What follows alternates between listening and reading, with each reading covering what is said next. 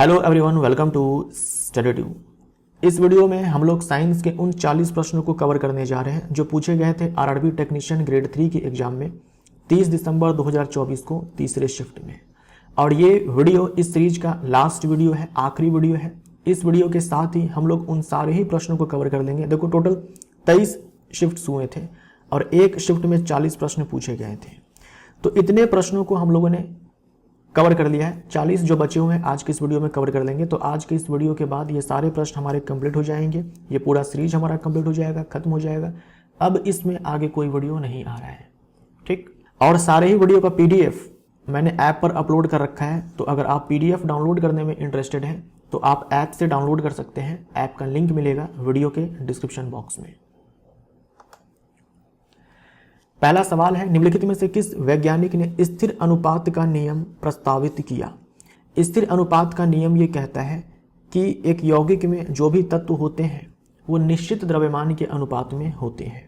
जैसे कि जल है, जल में तत्व है हाइड्रोजन और ऑक्सीजन, तो ये निश्चित द्रव्यमान के अनुपात में होंगे। यानी जल को आप कहीं से भी ले आओ, जल को आप कहीं से भी ले आओ, किसी भी स्रोत से आप जल को ले आओ, इसमें हाइड्रोजन और ऑक्सीजन का जो द्रव्यमान होगा उसका अनुपात ये होगा 1:8। यानी इस वाले यौगिक में जो तत्व है हाइड्रोजन और ऑक्सीजन, उनका रेशियो हमेशा आपको मिलेगा 1:8। 1:8। आप कहीं से भी पानी को ले आओ, नदी से ले आओ, नल से ले आओ, है ना, किसी झील से ले आओ, समुद्र से ले आओ, नाले से ले आओ, कहीं से ले आओ, पानी लाओगे, यानी कि ये यौगिक लाओगे, हाइड्रोजन और ऑक्सीजन का जो रेशियो मिलेगा उसके मास का 1:8 होगा। इसे कहा जाता है स्थिर अनुपात का नियम, जो दिया था जोसेफ प्राउस्ट ने। डी हमारा राइट आंसर हो जाएगा। गोल्डस्टीन ने प्रोटॉन की खोज की थी, गोल्डस्टीन ने प्रोटॉन की खोज की थी। जे थॉमसन ने इलेक्ट्रॉन की खोज की थी और परमाणु के नाभिक की खोज की थी रदरफोर्ड ने। निषेचन के बाद निम्नलिखित में से कौन सा एक सख्त आवरण विकसित करता है जो धीरे धीरे एक बीज में परिवर्तित हो जाता है और युग्मनज कई बार विभाजित होकर उसके भीतर एक भ्रूण बनाता है? तो कौन सी संरचना है जो निषेचन के बाद बीज बन जाती है? तो वह है बीजांड। सी हमारा राइट आंसर हो जाएगा और अंडाशय फल बन जाता है। प्राकेंद्रिकी कोशिका यानी कि प्रोकैरियोटिक सेल की विशेषताओं से संबंधित सही कथन का चयन कीजिए। ऑलरेडी हम लोग बहुत ही अच्छे से डिस्कस कर चुके हैं। इसमें एक ही गुणसूत्र होता है, ये सही है, बाकी के सारे ऑप्शंस हमारे गलत हो जाते हैं। इसमें एक से अधिक गुणसूत्र होते हैं, ये यूकैरियोटिक सेल के अंदर देखा जाता है। केंद्रक स्पष्ट रूप से परिभाषित होता है, यूकैरियोटिक सेल के अंदर देखा जाता है। और केंद्रक झिल्ली द्वारा घिरा होता है, केंद्रक झिल्ली द्वारा घिरा होता है, ये यूकैरियोटिक सेल के अंदर देखा जाता है। झिल्ली द्वारा आबद्ध कोशिकांग उपस्थित होते हैं, ये यूकैरियोटिक सेल के अंदर देखा जाता है। तो ये तीन जो विशेषताएं दी गई है वो यूकैरियोटिक सेल की दी गई है। प्रोकैरियोटिक सेल की यही विशेषता है कि इसमें एक ही गुणसूत्र होता है और कोई स्पष्ट केंद्रक नहीं होता है। समजातीय श्रेणी CH4, C2H6, C3H8 के अनुक्रमिक सदस्य किस इकाई द्वारा एक दूसरे से भिन्न होते हैं? समजातीय श्रेणी के दो लगातार सदस्यों के बीच में CH2 का अंतर होता है उसके मॉलिक्यूलर फार्मूला में और द्रव्यमान में 14। निम्नलिखित में से कौन सा कथन पानी में चीनी के समांगी मिश्रण के लिए सही है? चीनी और पानी का मिश्रण है, तो पानी हमारा क्या होता है? विलायक होता है, सॉल्वेंट होता है, और चीनी क्या होता है? सॉल्यूट होता है। आप पानी में चीनी घोलते हैं तो पानी ज़्यादा अमाउंट में होता है जिसे हम लोग सॉल्वेंट बोलते हैं, चीनी कम अमाउंट में होता है जिसे हम लोग सॉल्यूट बोलते हैं। तो जल हमारा विलायक होगा, सी हमारा राइट आंसर हो जाएगा। निम्नलिखित में से क्या किसी वस्तु पर एक बल द्वारा किए गए कार्य को बढ़ा सकता है? तो कार्य बराबर होता है बल गुने में विस्थापन। बल को कम करना, बल को कम करोगे तो कार्य कम मिलेगा, विस्थापन को बढ़ाना, विस्थापन को बढ़ाओगे तो कार्य बढ़ेगा। बी हमारा राइट आंसर हो जाएगा। तांबे और टीन के मिश्रण से बनने वाली मिश्र धातु का नाम क्या है? तांबे और टीन के मिश्र धातु को हम लोग क्या बोलते हैं? कांसा बोलते हैं। क्या बोलते हैं? कांसा बोलते हैं। ये मिश्र धातु है किसका? कॉपर और टीन का। पीतल मिश्र धातु है कॉपर और जिंक का। सोल्डर, जिसका इस्तेमाल इलेक्ट्रॉनिक सर्किटों में तारों को जोड़ने के लिए किया जाता है, लेड और टिन के मिश्र धातु है। तो हमारा आंसर यहाँ पर बी हो जाएगा। संतुलित रासायनिक समीकरण के लिए x का मान क्या है? यहां पर देखिए आप, तो हाइड्रोजन के टोटल 8 एटम्स हैं, इस दोनों को मल्टीप्लाई करो तो हाइड्रोजन के टोटल 8 एटम्स हैं। तो यहां पर हाइड्रोजन के 8 एटम्स होने चाहिए तीर के लेफ्ट हैंड साइड में, तीर के बाएं साइड में 8 हाइड्रोजन के एटम्स होने चाहिए। तो यहां पर हम लोग कितना डालेंगे कि मल्टीप्लाई करने पर 8 आ जाए? तो 4। तो अगर आप x बराबर 4 लेते हो यहाँ पर, तो ऑक्सीजन के 4 एटम्स हो जाएंगे और यहाँ भी ऑक्सीजन के 4 एटम्स दिए गए हैं, यानी कि डी हमारा राइट आंसर हो जाएगा। और यहाँ पर जो आयरन है उनके 3 एटम्स यहाँ पर है, 3 एटम्स यहाँ पे है। इस सवाल में आपसे कहा गया है कि इन 4 रंगों के प्रकाश में से कौन सा वह प्रकाश है जो सबसे कम एंगल के साथ बेंड करता है जब ग्लास प्रिज्म से गुजारा जाता है। तो हम लोग पहले भी कई बार डिस्कशन कर चुके हैं इस मैटर पे। ये भी विग्योर है, जब हम वायलेट से रेड की तरफ जाते हैं तो जो तरंग दैर्ध्य है ये बढ़ती है, एंगल ऑफ डेविएशन घटता है। तो इस हिसाब से इन 4 में येलो हो जाएगा, बी हमारा राइट आंसर। 1 किलोवाट शक्ति डैश के बराबर होती है। 1 किलोवाट का मतलब होता है 1000 वाट, और वाट को हम लोग जूल पर सेकंड भी लिख सकते हैं। डी हमारा राइट आंसर। निम्नलिखित में से किस स्थिति में स्थितिज ऊर्जा संग्रहित हो रही है? तो रबर बैंड को खींचने से, स्प्रिंग को खींचने से, स्प्रिंग को दबाने से, किसी वस्तु को जमीन से किसी हाइट तक ले जाने में जो वस्तु में ऊर्जा संग्रहित होती है उसे हम लोग स्थितिज ऊर्जा कहते हैं। प्रयोगशाला में एक छात्र ने एक विलयन का pH मान 10 लिखा। जो pH मान है वो 10 है। उस विलयन के बारे में निम्नलिखित में से कौन सा कथन सही है? जो विलयन है, जो सॉल्यूशन है, क्षारीय होगा क्योंकि pH 10 है, और क्षारीय विलयन जो है वो क्या देते हैं? हाइड्रोक्साइड आयन देते हैं। मतलब इसमें जो OH माइनस का कंसंट्रेशन है वो ज़्यादा है। तो हाइड्रोक्साइड आयन की उच्च सांद्रता वाला विलयन क्षारीय होता है। बी हमारा राइट आंसर हो जाएगा। यह सुनिश्चित करने के लिए कि प्रतिबिंब का आकार वस्तु के आकार के समान है, अवतल दर्पण के आसपास वस्तु को कहाँ रखा जाना चाहिए? जब हम वस्तु को रखते हैं वक्रता केंद्र पर, तब प्रतिबिंब का निर्माण वक्रता केंद्र पर ही होता है। वास्तविक उल्टा होता है, लेकिन साइज में वस्तु के साइज का ही होता है। खंडन विधि द्वारा प्रजनन डैश में देखा जाता है। तो स्पायरोगैरा में खंडन द्वारा अलैंगिक प्रजनन होता है। बी हमारा राइट आंसर हो जाएगा। हाइड्रा में बडिंग और रीजनरेशन दोनों द्वारा होता है। अमीबा में द्विविखंडन होता है। प्लाज्मोडियम में बहुविखंडन होता है। अवतल दर्पण का वक्रता केंद्र दर्पण के डैश स्थित होता है, जबकि उत्तल दर्पण का वक्रता केंद्र दर्पण के डैश स्थित होता है। अवतल दर्पण का वक्रता केंद्र दर्पण के सामने स्थित होता है, जबकि उत्तल दर्पण में बात कर चुके हैं कि पीछे स्थित होता है। तो एग्जैक्ट सवाल जो है ऑलरेडी पूछा जा चुका है आपके एग्जाम में। तो डी हमारा राइट आंसर।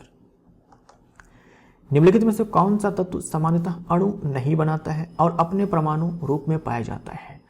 जो अणु नहीं बनाता है, अपने परमाणु रूप में पाया जाता है, उसे हम लोग मोनो एटॉमिक मॉलिक्यूल बोलते हैं। मॉलिक्यूल ही होता है, अणु ही होता है, लेकिन एक परमाणु वाला हम उसे अणु बोलते हैं। तो हाइड्रोजन डाई एटॉमिक है, ऑक्सीजन डाई एटॉमिक है, नाइट्रोजन डाई एटॉमिक है, हीलियम मोनो एटॉमिक है। सी हमारा राइट आंसर। यदि किसी चालक के अनुप्रस्थ काट का क्षेत्रफल 2 गुना कर दिया जाए, यानी तार को मोटा कर दिया गया है, तथा अन्य कारकों में परिवर्तन ना किया जाए, तो चालक की प्रतिरोधकता कितनी होगी? तो जो प्रतिरोधकता है ये केवल पदार्थ की प्रकृति और तापमान पर निर्भर करती है, इसीलिए कोई परिवर्तन नहीं आएगा, इसमें एक समान हो जाएगा। आप तार की लंबाई बढ़ा दो, मोटाई बढ़ा दो, इससे रेजिस्टिविटी में कोई फर्क नहीं आता है। निम्नलिखित में से कौन पुरुषों में शुक्राणुओं और मूत्र दोनों के लिए एक सामान्य मार्ग बनाता है? तो जो यूरेथ्रा है, पुरुषों के केस में यहीं से यूरिन आता है और यहीं से सीमेन आता है। वीर्य में ही शुक्राणु होता है, स्पर्म्स होते हैं। वीर्य और मूत्र दोनों के लिए एक कॉमन रास्ता है यूरेथ्रा मूत्र मार्ग, जो कि किस में होता है? पीनस में होता है, शिश्न में होता है, लिंग में होता है। निम्नलिखित में से कौन सा विकल्प द्रुमाक्ष यानी कि डेंड्राइट्स को वर्णित करता है? ये जो संरचना है ये न्यूरॉन के अंदर देखी जाती है। ये जो आप छोटी छोटी संरचनाएं देख रहे हो जो कि शाखित है, ब्रांच्ड है, इसी को हम लोग डेंड्राइट्स बोलते हैं। इसका काम होता है इंफॉर्मेशन को रिसीव करना। इसका काम क्या होता है? इंफॉर्मेशन को रिसीव करना। जैसे मान लो आपके त्वचा में कोई चींटी काट ले तो आपको चींटी काटने की जो फीलिंग्स जो आपको आती है उसको रिसीव करने का काम जो है यही डेंड्राइट जो है करता है।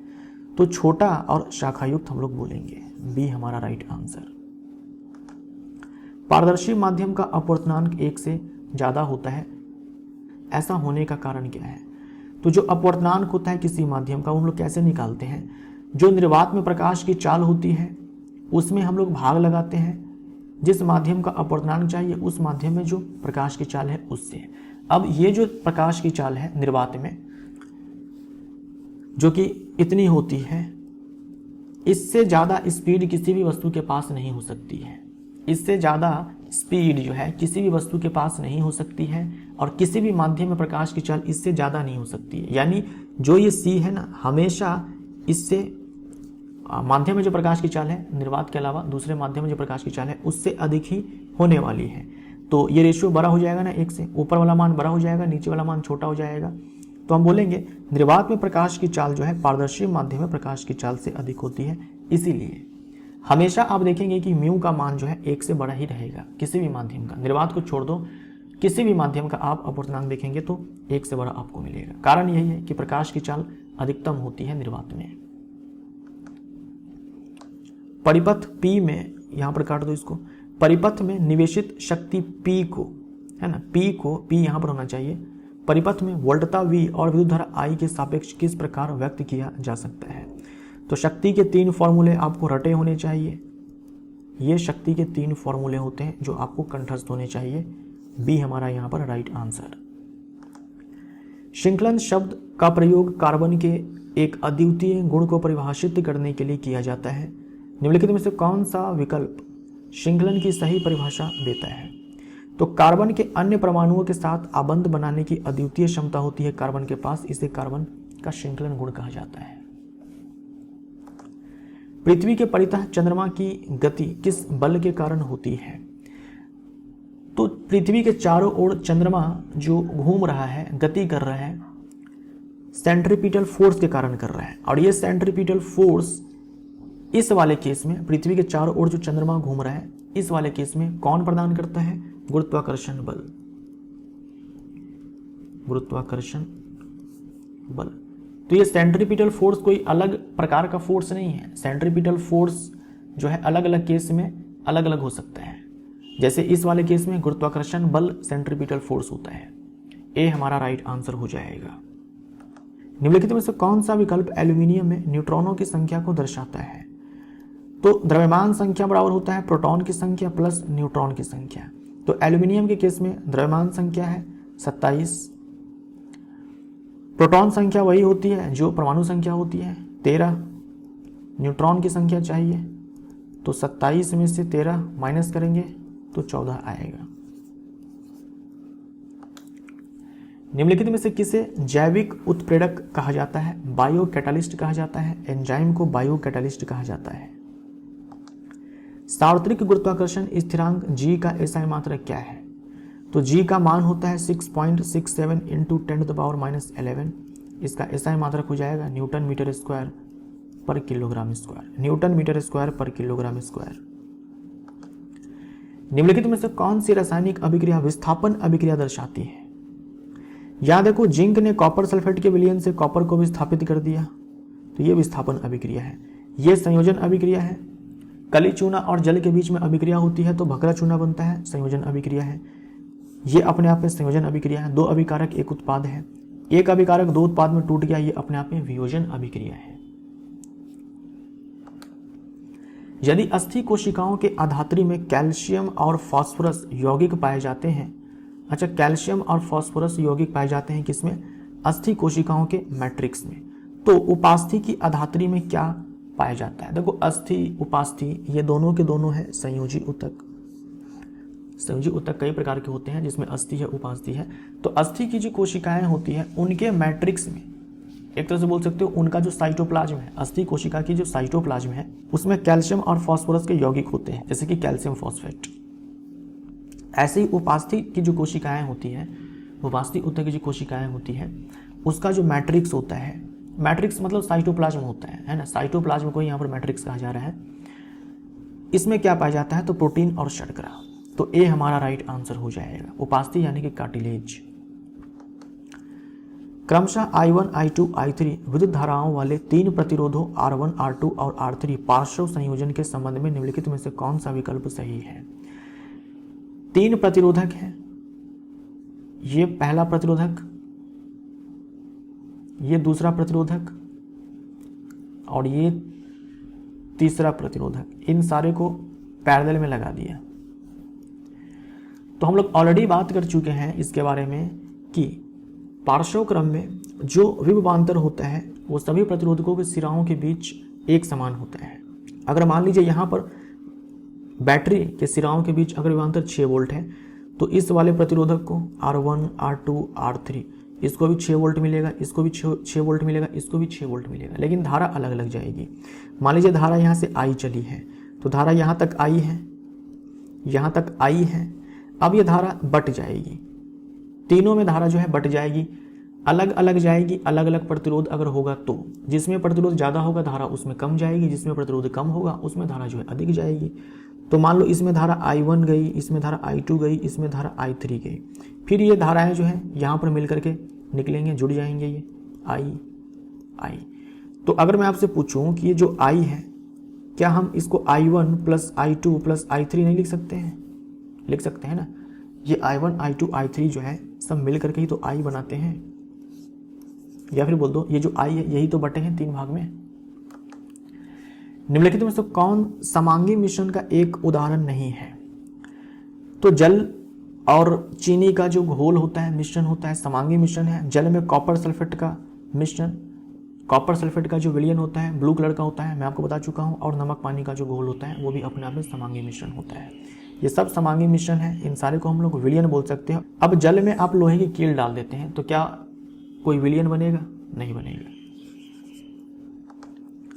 निम्नलिखित कथनों में से पेशीय ऊतक के बारे में गलत कथन की पहचान कीजिए। पेशीय ऊतक के बारे में, मसल के बारे में आपको बताना है, मसल टिश्यू।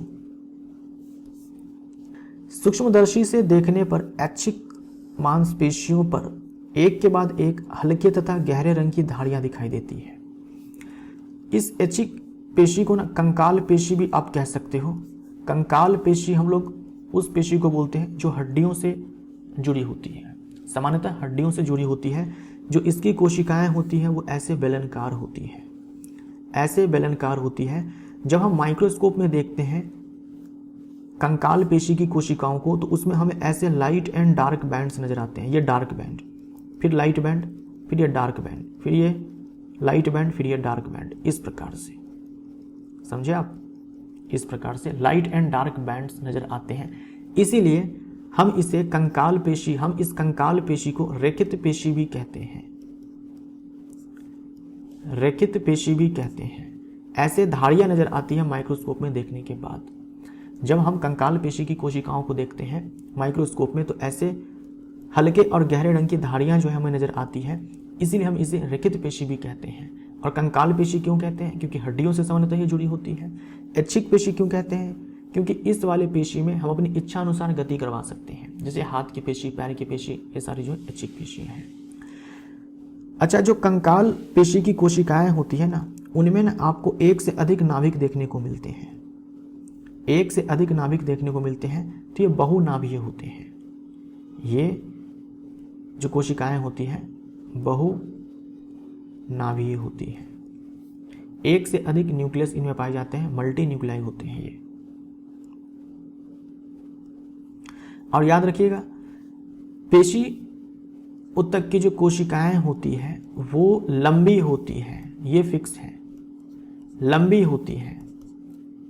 इसीलिए हम लोग जो पेशी ऊतक की कोशिकाएं होती है उसे हम लोग फाइबर बोलते हैं, रेशे बोलते हैं। तो कहीं पर अगर मान लो कि मसल फाइबर लिखा हुआ है तो समझ जाना कि पेशी कोशिका की बात की जा रही है। लंबी होती है ना पेशी कोशिका, इसीलिए हम लोग इसे फाइबर भी बोलते हैं, मसल फाइबर। तो कहीं पर अगर मान लीजिए कि मसल फाइबर लिखा हुआ है, मसल फाइबर यानी कि पेशी रेशे लिखा हुआ है, तो समझ जाना कि यहाँ पर पेशी कोशिका की बात की जा रही है, मसल सेल्स की बात की जा रही है। तो कंकाल पेशी की विशेषताओं के बारे में याद रखेंगे आप कि ये लंबी होती है, बेलनकार होती है ना, बेलनकार होती है, मैंने बेलनकार बनाया है ना, बेलनकार होती है। कोई ब्रांच इसमें देखने को नहीं मिलता है, शाखा देखने को नहीं मिलता है। एक कोशिका में, एक फाइबर में एक से अधिक आपको नाभिक देखने को मिल जाएंगे, तो ये बहुनाभीय होते हैं। ये सारी विशेषताएं होती है कंकाल पेशी की।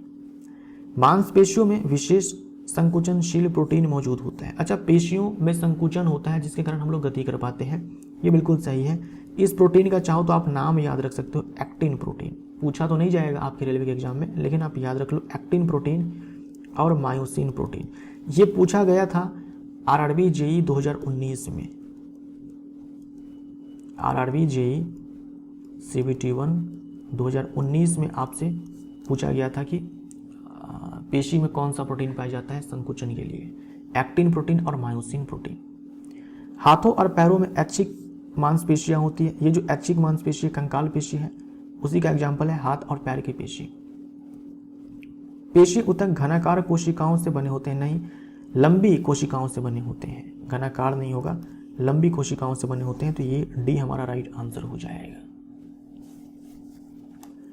निम्नलिखित में से कौन सी अभिक्रिया द्वितीय विस्थापन अभिक्रिया का उदाहरण है? द्वितीय विस्थापन अभिक्रिया में आयनों का आदान प्रदान होता है। सोडियम सल्फेट का जलीय विलयन, बेरियम सल्फेट का, बेरियम क्लोराइड का जलीय विलयन लेते हैं, दोनों के बीच अभिक्रिया होती है तो सोडियम क्लोराइड का जलीय विलयन बनता है और उसमें बेरियम सल्फेट का अघुलनशील ठोस बनता है। राइट। बाकी के जो भी आपको विकल्प दिए गए हैं उन सारे में विस्थापन अभिक्रिया जो है दी गई है। ये भी विस्थापन अभिक्रिया है, लेड ने कॉपर को विस्थापित किया। ये भी विस्थापन अभिक्रिया है, आयरन ने कॉपर को विस्थापित किया। ये भी विस्थापन अभिक्रिया है, जिंक ने कॉपर को विस्थापित किया। निम्नलिखित में से क्या पारिस्थितिकी तंत्र का अजैविक घटक है?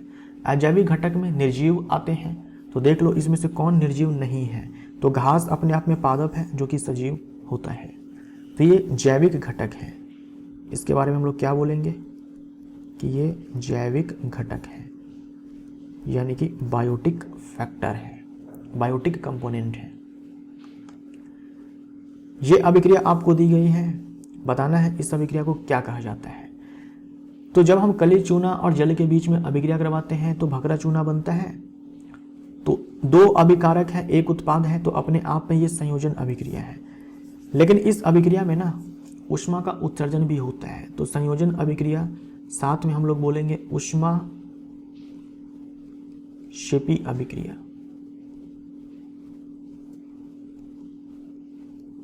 ऊष्मा क्षेपी अभिक्रिया भी हम लोग इसे बोलेंगे। निम्नलिखित में से कौन निषेचन के बाद तेजी से वृद्धि करता है और पककर फल बन जाता है? तो अंडाशय। निम्नलिखित में से कौन सा एक कोशिकीय जीव अपना आकार बदलता है? अमीबा अपने आकार को बदल सकता है, अमीबा अपने आकार को बदल सकता है, ये हमारा राइट आंसर हो जाएगा। खतरे के संकेत का प्रकाश आमतौर पर लाल रंग का क्यों होता है? लाल रंग का जो प्रकाश होता है ना, वो कोहरे या धुएं से सबसे कम प्रकीर्णन होता है, सबसे कम प्रकीर्णित होता है। तो बिना प्रकीर्णित हुए वो दूर तक लाल रंग का प्रकाश चला जाता है और हम उस लाइट सोर्स को दूर से ही देख लेते हैं। यदि किसी पौधे की जड़ें गुरुत्वाकर्षण के कारण सदैव नीचे की ओर वृद्धि करती है तो पराग नलिकाओं का बीजांड की ओर वृद्धि का कारण डैश होता है। मैंने आपको बताया हुआ है, अच्छे से बार बार बताया हुआ है, ये आप ध्यान में रखिएगा। जो पराग नली का निर्माण होता है और वो पराग नली जो बीजांड की ओर जाता है, ये एग्जाम्पल किसका है? कीमोट्रोपिज्म का है। बी हमारा राइट आंसर कीमोट्रोपिज्म का है। अधिकांश परिपक्व पादपों की कोशिकाओं में एक डैश होता है जो कोशिकाओं की स्थिति को बनाए रखने, यानी कोशिका को फूलने सिकुड़ने को नियंत्रित जो है करने में और अपशिष्ट सहित महत्वपूर्ण पदार्थों को संग्रहित करने में मदद करता है। यानी ये एक ऐसी संरचना है जो कोशिका को फूलने सिकुड़ने को नियंत्रित कर सकती है, अपशिष्ट को भी स्टोर करती है और कुछ महत्वपूर्ण पदार्थों को भी स्टोर करती है। तो यह है लार्ज सेंट्रल वैक्यूल। रसधानी का ये काम होता है। एटीपी के विखंडन से एक निश्चित मात्रा में ऊर्जा मोचित होती है जो कोशिका के अंदर होने वाली एंडोथर्मिक क्रियाओं का परिचालन कर सकती है। एंडोथर्मिक क्रियाओं का मतलब क्या हो गया? ऐसी क्रियाएं जिसको करने के लिए ऊर्जा चाहिए कोशिका को। कोशिका तरह तरह का कार्य करती है। कोशिका के अंदर जो है बहुत प्रकार की अभिक्रियाएं चलती है। बहुत सारी अभिक्रियाएं ऐसी होती है जिसे चलने के लिए ऊर्जा चाहिए। तो उन ऊर्जाओं के लिए कोशिका क्या करती है? इस एटीपी को खर्च करती है। इससे हम लोग एनर्जी करेंसी बोलते हैं, ऊर्जा मुद्रा बोलते हैं। इस एटीपी को जब खर्च करती है कोशिका तो कोशिका को जो है ऊर्जा मिलती है और इस ऊर्जा का इस्तेमाल कोशिकाएं उन अभिक्रियाओं के लिए करती है जहां ऊर्जा की आवश्यकता होती है। राइट। तो ये जो ऊर्जा है ये कहां प्रमुख होती है भाई? माइटोकॉन्ड्रिया में। या फिर बोल दो ये एटीपी का जो प्रोडक्शन है भाई कहां पर हो रहा है? माइटोकॉन्ड्रिया में। जो वायवीय श्वसन होता है वो माइटोकॉन्ड्रिया में होता है, जहां पर ग्लूकोज टूटता है पायरुवेट में, साइटोप्लाज्म में, फिर ये पायरुवेट टूटता है माइटोकॉन्ड्रिया में, कार्बन डाइऑक्साइड जल सह उत्पाद के रूप में बनता है और ऊर्जा जो है भरपूर मात्रा में मुक्त होती है। उस ऊर्जा से जो है एटीपी का फॉर्मेशन होता है, यानी करेंसी बना करके रख लिया जाता है। बाद में जब जरूरत पड़ेगी कोशिका को तो इस एटीपी को खर्च करके वापस से ऊर्जा जो है मुक्त कराया जाएगा। तो इसी के साथ ये वीडियो यहाँ पर समाप्त होता है और इस वीडियो के साथ ही हम लोगों ने उन सारे ही प्रश्नों को, उन सारे ही साइंस के प्रश्नों को कवर कर लिया जो पूछे गए थे 2024 में आरआरबी टेक्नीशियन ग्रेड 3 के एग्जाम में। Thank you so much.